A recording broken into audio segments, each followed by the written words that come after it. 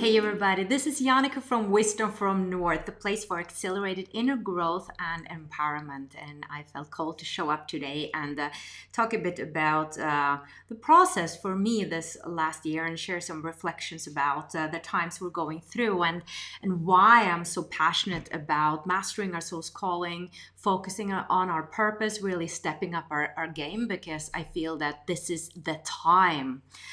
And I'm just going to go back a bit because in January 2020, I had a really horrible time, and I shared it here on YouTube. I shared it after I had started coming back to myself in a sense, because then I felt stronger. But I was really personal in that video. And I'm glad I was, because there was a lot of you who said, wow, I've been going through the same. And I think a lot of us who are empaths and sensitive souls and people and humans, we feel changes. And I think a lot of us felt something was going on. And then March came and the pandemic happened. So that was interesting. And I remember at that time, I felt this chaos energy. Like it was like I was not together. My energy was all over the place. I was just a mess. And I knew that I wasn't depressed. I wasn't sad about anything. I just felt that I wasn't myself. I had no idea what was going on. And then I reached out to one of my the dear teachers I work with, Katie Bray, who's a lifelong clairvoyant. And I'm actually having a webinar with her tomorrow, June 7th. She's an amazing teacher and a gifted empath. And she was saying, Jannica, you're going through an initiation. And that resonated so much with me, because every time I felt a shift in my energy, every time I've like really transformed, it hasn't been smooth processes. Like things have been coming up. I've been feeling that, whoa, like I don't know who I am right now. I don't know what I believe in. Like everything is just a mess. So it made so much sense what she said. And looking back, I realized that when I learned about this, I realized that at that time where I was going through this, there was a major event in the stars. And you probably heard about this, perhaps or not. There was a Pluto and Saturn conjunction the 12th of January. And this happens like every 36 years or so. I'm not an astrologer, but that's what I've heard. And whenever that happens, that conjunction, we really see the results on the planet. That like the planet is then having some sort of crisis, disaster. It's always reflected on the planet. And Saturn represents the Earth, and Pluto represents transformation and death and these symbols. So that's why it's so powerful in a sense when they come together. So this 2020 kind of started with this conjunction, which I don't think is a coincidence, because that pushes us to transformation. And like I said, transformation is not always pleasant. And what's interesting with it, I mentioned that Pluto also can represent death. And sometimes in our culture, when we speak about, or in certain cultures, we think about death as something negative in a sense. But death is really a part of how the universe works. In a way, we die every day when we go to sleep. And when we wake up, we resurrect again. And whenever we're shifting into something other than we've been before, a part of us is actually dying. And this is a natural part of life. And I'm just thinking about the seasons as well, how like the leaves fall off the trees and kind of the leaf dies in a sense. And then spring comes again and it blooms again. And that's like the natural order of the universe. Death and resurrection, and death and resurrection. And so whenever there is a change, whenever we're shifting into something, something else has to die. And this also points to this game of life that we're living in. We live in this universe that has certain rules that implies that we have duality. We have duality, like that's the game that we have here. We have feminine and masculine, we have up and down, we have warm and cold, good and bad, black and white. And those are kind of the rules that we have to kind of work within. And I think what is coming up now is really the question for us as humans to ask, who are we? And where are we going? And what do we want to become? And in order for us to ask these big questions, we have to know what's going on. Like, we have to know about corruption. We have to know about racism. We have to know about the Me Too issues, that these issues are going on in order for us to see, whoa, this is what's going on. Do we want to continue like this? Or do we want to change? Because the first rule of change is that we cannot really change if we don't know what we need to change. And I just saw on the news about this old 75-year-old man who was knocked over by policemen in New York. Really horrible, I gotta say. And then I saw on the news, I don't remember who it was, but it was a man on the news saying, commenting on this and saying, is this really who we want to be? And that's a very important question. So these horrible things that are happening gives us the opportunity to really look ourselves in the mirror and ask, who are we? Is this who we want to become? Or is this who we are? And I don't think any of these, or I don't think these crises, this pandemic and these crises that we're experiencing now is a coincidence. I think there's a higher purpose to this. Just giving the example of the star conjunction, the Pluto and Saturn conjunction, and also that channelers have been speaking about this coming. I follow Bashar a little bit. I've been reading the material of Ra, the Law of One. Also heard many other teachers say that this is a time where we're in an awakening. A lot of us know that before, but now it's accelerating. Like, in order for us to wake up on a collective level, not just a few of us in a sense, not just those who are wanting to study spirituality and want to learn about metaphysics. Like, now it seems like we have the opportunity to wake up on a more collective level. And I think we're getting help from the outside of this planet as well. Like, we're receiving galactic help to do so as well. I think we're kind of forced to do it as well. So this has been ancient mystics have been saying that this was coming, and now we're in the middle of it. And I've often been wondering about, do we only grow through difficulties? Like, why do we need to transform through difficulties? And that's a big question. Now, I don't think that we need to only learn and grow through difficulties. Like, we're going through a crisis right now. Yes, we're going to learn. Yes, we get the possibility to ask who we want to be, who we are. But I think that deep inside of us as humans, we have a belief around that we grow through difficulties. We have a belief around that difficulties makes us only stronger. But now I think the more we learn about these things, the more we learn about how what we think about, like what I have inside is what I project on the outside, like the outside is just a reflection on the inside. The more we expand our awareness and learn these things, these metaphysical principles, and really learn more about how how we manifest, how the universe really is structured, the more we also can start to choose other beliefs in a way. The more we can start to understand that we are the creators.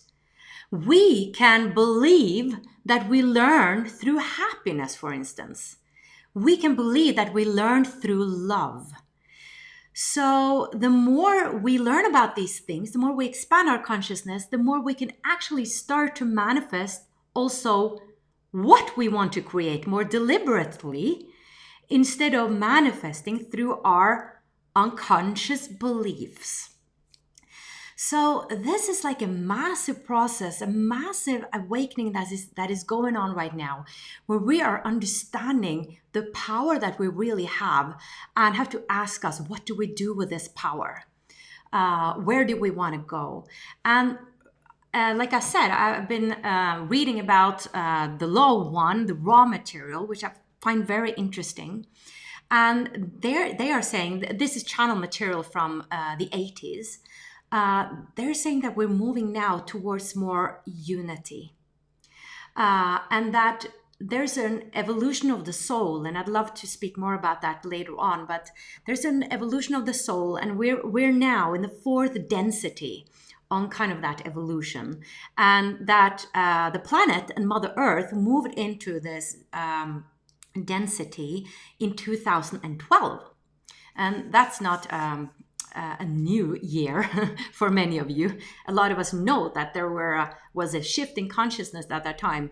But that raw material, the law one, really tells us that that's when planet Earth, or Gaia, was like moving into this new density, which made it so that we could also start to move into this new stage of the evolution as humans.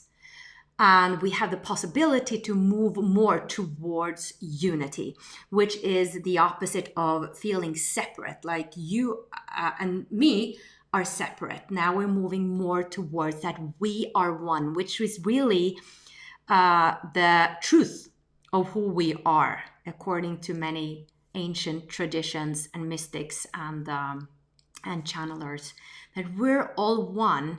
But now we're going to move into a new time where that becomes our experience, that becomes our truth, that we're acknowledging that truth. And imagine how that will change everything when we really acknowledge the truth of who we are as one being, or one, like nothing is outside of us. Like we are part of the same. We're part of the whole. So I often say that when you do something lovely to yourself, when you treat yourself with respect and honor, when you treat your emotions with honor and respect, you're helping the whole. You're helping humanity, because what you do to yourself is what you do to the other. When you love yourself, it's easier to love others as well. It always starts with us.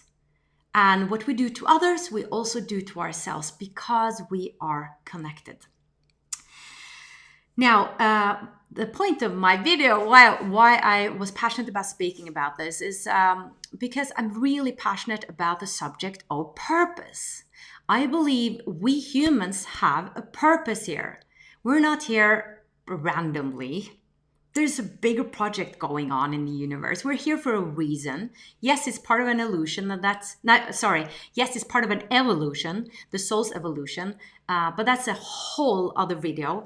But as individual souls, I believe, as part of this big evolution that's going on, we individually have a purpose that we pre-select before we come down on this planet. Now, why don't we just know what our purpose is? Well, we're here first and foremost to, I believe, this is where I'm now, to again have the free will to choose where we want to go, to have that veil in front of us, not knowing who we are, in order to choose the light, in order to choose love, to love ourselves, to that degree that we will follow our natural flow and instincts and intuition.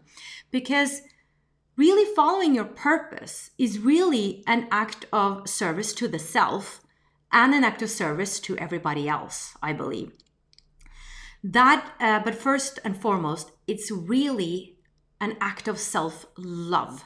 Because when you're following your purpose, you're following your passion. And that's what I think we're meant to do. We're meant to follow our passion, our joy, because that's our natural state. Our natural state, I believe, is joy. Look at a baby, how happy a baby is. It's like just smiling, so happy. That is our natural state. But then life happens, and many of us suppress happiness even. And we experience big or small traumas that makes us feel separated from who we are, and we forget who we are, and we don't remember that we're these grand, beautiful beings. That is our truth, our nature. So we don't honor our passion. We don't honor our emotions. Like, I really want to do that, but my father does this, so I got to do that. Or everybody else does this, so how can I believe I'm someone? Who am I to just think I can write a blog or a book or paint and live from that? Who am I? So we have all these beliefs that are holding us back. But really following our passion is what we're meant to be doing, because that's when we are living in alignment with who we are. That is really when we're true to ourselves. And the more I believe we're true to our divine nature, the more I think evolution will go faster, the evolution of the soul, and the more we will change this world, actually moving faster towards our divinity. And creating a world that we actually want to live in, bringing heaven to earth. Like, a lot of spiritual teachers have told me that, heaven is really here right now. Like, we never leave heaven. We're actually in heaven right now, sleeping. I remember Bashar said that. He's Daryl Anka is channeling Bashar. Daryl Anka has been channeling for, I think, 20-30 years. He was saying this, that something on the lines that we're in heaven, all of us, but we're there sleeping and dreaming that we're here right now. And actually, I interviewed a guy called Jon Skau one day. He's Norwegian, and he has had 2 near-death experiences. And he said when he was on the other side, when he was dead, he was in a coma, and then he died. He came back. It's a long story, but the point was that he saw his brother on the other side, and his brother was alive. And he was saying to me in the interview that maybe it is so that a part of us is on the other side still, and a part of us is here. And that makes total sense to me, that we're actually, our higher selves is in that other dimension, on the other side, behind the veil, in heaven, whatever we want to call it. It's really not a place. It's like a vibration, right? But, we don't have words for this. So we are really there, but we're dreaming that we're here. We're dreaming that this is kind of a dream. It's a game. It's a game with certain rules, duality. We experience time as very real, while really time is sort of an illusion, really. So I thought that was very fascinating. But back to soul's purpose. So I believe it's so important that we start to actually take our passion seriously, that we start to wake up to our inner call, because the more we suppress it, the more we go against our own nature as divine beings. And that's when we develop diseases. I think that's when we get depressed. That's when we get anxiety. That's when life is not flowing. That's when we lose all magic in life. And on the other side, when we start to open up to our calling, our passion, follow our highest excitement, and really honor that in ourselves, really understand that I have a right to do this. I am meant to live my joy. the more we start to follow that natural impulse inside of us, that's when the synchronicities happen. That's when the miracles come. That's when we start to see the magic of this world, because the magic of this world and the miracles and the synchronicities, I believe, is really what is the truth. I think that's really what the universe is about. It's magical. I think that we all, that miracles happen all the time. It's just that we don't believe in them. And we think that that is something extraordinary. Well, actually, miracles is the ordinary, but it depends on the glasses we have. And the more we open up to the real reality of this universe, I think the more we will experience this universe as it actually is, this magical universe that it is.